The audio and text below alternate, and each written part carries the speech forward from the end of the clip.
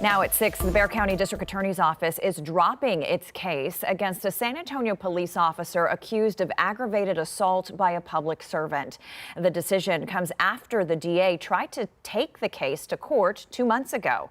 KENS 5's Andrew Moore explains what's going on. Andrew?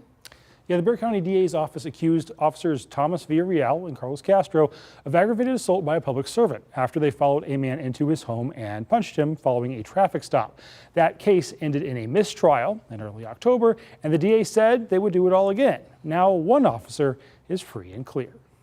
We always maintained that both Mr. Castro and Mr. Villarreal were innocent. We maintain that today. Carlos Castro and Thomas Villarreal did punch Eric Wilson just after they tried to detain Wilson in his yard, chased him to his door, and couldn't get Wilson to show his hands inside. They also didn't know if Wilson lived at that home at the time or not. After a 6-day trial, the judge declared a mistrial because prosecutors failed to disclose they had expert witness testimony that was favorable to the officers. And attorneys later found out the jury would have found them not guilty. The jury was very clear. When we spoke with the jury after the trial, they unequivocally said they were not going to convict either officer on felonies. DA Joe Gonzalez initially said they would take both officers to court again. But nearly 2 months later, the DA dismissed the case against Villarreal completely for insufficient evidence.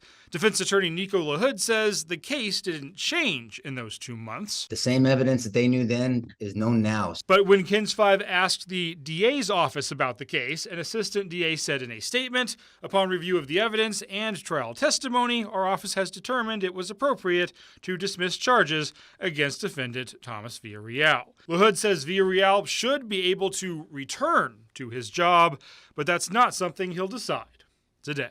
He's got to do some praying and thinking with him and his wife, but he was a good officer, still is. So is Mr. Castro. And the assistant DA also said they will continue to press charges against Officer Castro, but documents also show he will be re-indicted, so those charges could be completely different when it goes to trial. Reese's? We'll continue to follow it. Thank you so much, Andrew.